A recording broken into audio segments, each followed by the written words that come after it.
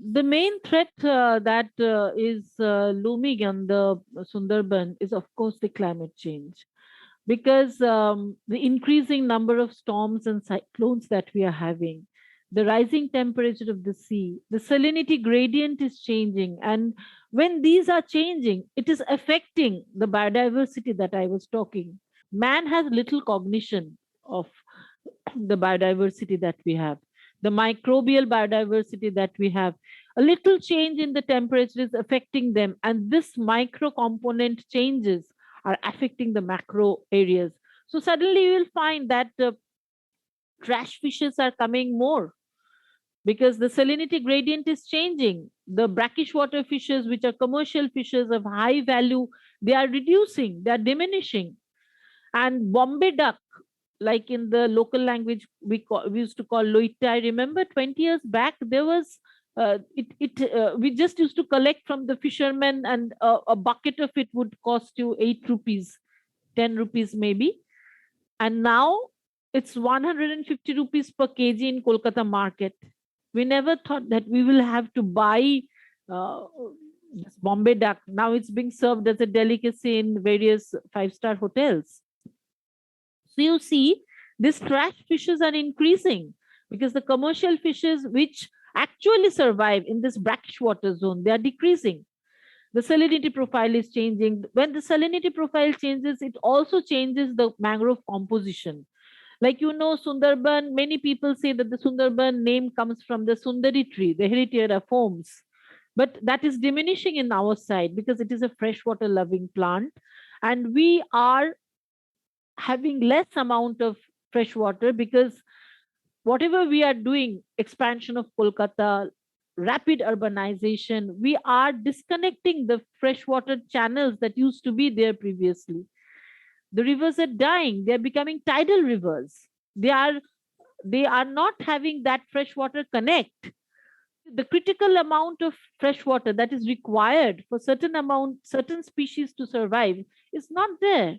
And these when these species composition changes, like we already have done a study with the World Bank, and it's like the cereops, the more salt water loving plants are coming more. Exocaria, the cereops, these are not very high plants, like tall plants with great canopy, but these are shorter plants, and they also have canopy, but not like the freshwater, like the Soneraceae or other plants which have a very great canopy. So what is happening is the type of the forest is changing, and it is already being recorded, published in scientific papers. We are also part of the studies. We have done it. And you know that when such changes in composition arises, then salinity brings more salinity, like more of these plants growing will more saline the area, hypersaline the area. And the honey, the other fishes that are dependent on this ecosystem, the salinity, the typical salinity of this ecosystem will gradually reduce. The amount of honey that this forest generates will be reduced because the amount of nectar that a Cereops decandra produces and the Soneraceae flowers, Heritiera flowers, they produce is much less for the Cereops, the salt water loving plants. So in this way, when changing climate is happening, this I would say the micro level changes that are happening over the years, which are suddenly manifested, like the change in rise of temperature, like change in the salinity. These are affecting the life and the livelihoods in a very slow but in a compelling way. Whereas when the cyclones, these natural disasters occur, they are creating havoc day and night. You would not be able to identify the same place that you had seen the day before after the cyclone has struck, because the embankments have breached, and the embankments are the lifeline for the people of the Sundarban. You can imagine that there are 102 islands, and these islands are like turtle back, and the water is rushing every 6 hours. So how do you protect these islands? or women, whatever, the humanity has developed an embankment around it. And that is the way it survives. At high tide, the level of water on the river is higher than the level of the village. So you can see these embankments are the lifeline for the people of the Sundarban. And you cannot concretize it because it's a very fragile terrain. The hydrological dynamics of the area doesn't allow, the river will scour away everything. So it doesn't support concrete structures. So these are earthen structures. And only if we have the mangroves on the riverside of the embankments, they only can protect the onslaughts of the wind and the wave energy. They dissuade the wind and the wave energy before the it strikes the embankments and weakens it. But wherever in Isla we have seen that wherever there were no mangroves, the embankments have breached, saline inundation had occurred, and 3 years there was no agriculture after Isla. We have learned after that, actually in 2009, that we have to, it is the most important component in the Sundarban ecosystem. And if we have to save Kolkata, the entire southern Bengal, the huge population that we have in Sundarban, 5.1 million people, which is higher than many of the European states population. So this 5.1 million people lives in Sundarban only, below the Dampier Hodges line, and let go alone the Kolkata and surrounding areas.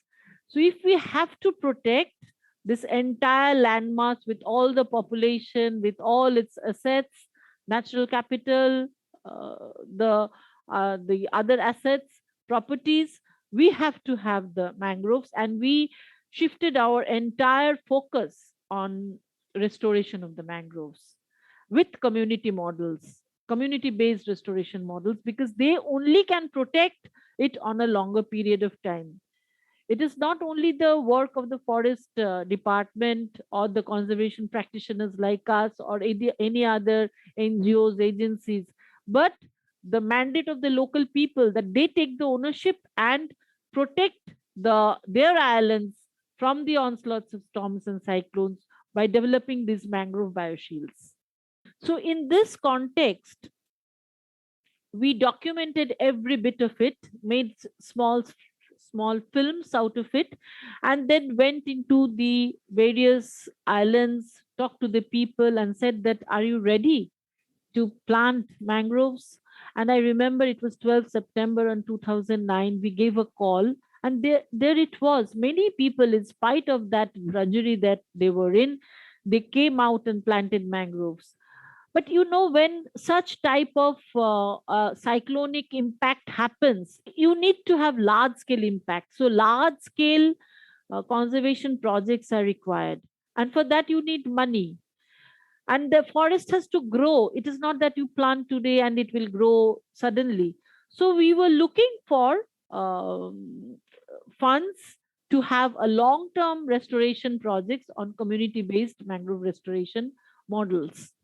And we were very lucky that livelihoods that time, Danone Fund for Nature, you may be knowing that they are a Paris based French organization and working on Ramsar sites, and they were there on the designating wetlands of international importance like Ramsars, and also strengthens the Ramsar International. And they approached us that they want to have a large scale mangrove restoration in Sundarban, and we were very delighted. But it was a carbon project, so we had a long term discussion with them. It was like the investments would come upfront, and that there would be a 4,000, 5,000 hectares of mangroves to be restored, and that will grow 5 years, 10 years, 15 years, and they have this commitment of protection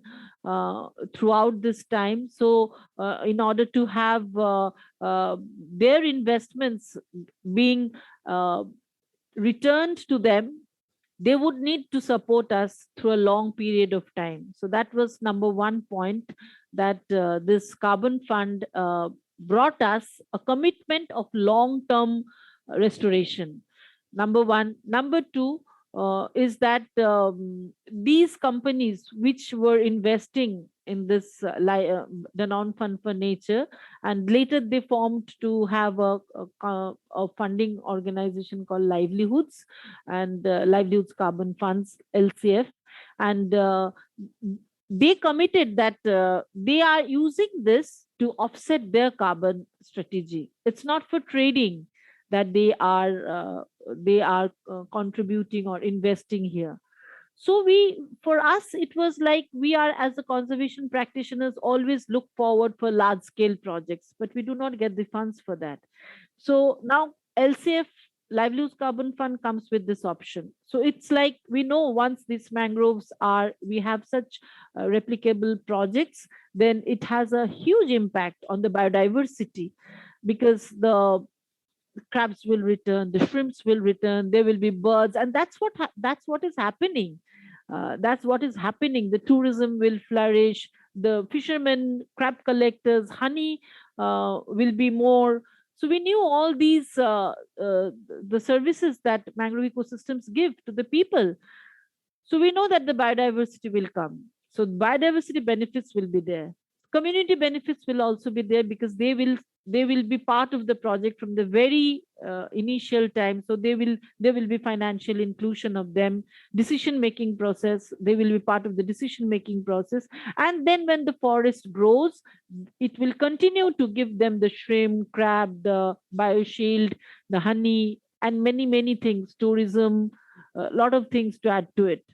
So there will be community benefits too, and also there will be carbon benefits. It will sequester a huge amount of carbon, and the investors are also getting the benefits out of it by having their carbon offset strategy. So it was like a win-win strategy for all the conservation practitioners, for us to have biodiversity benefits, for local communities to have their community benefits in terms of livelihoods, and the investors to have their carbon benefits, also mitigating the greenhouse gas effect.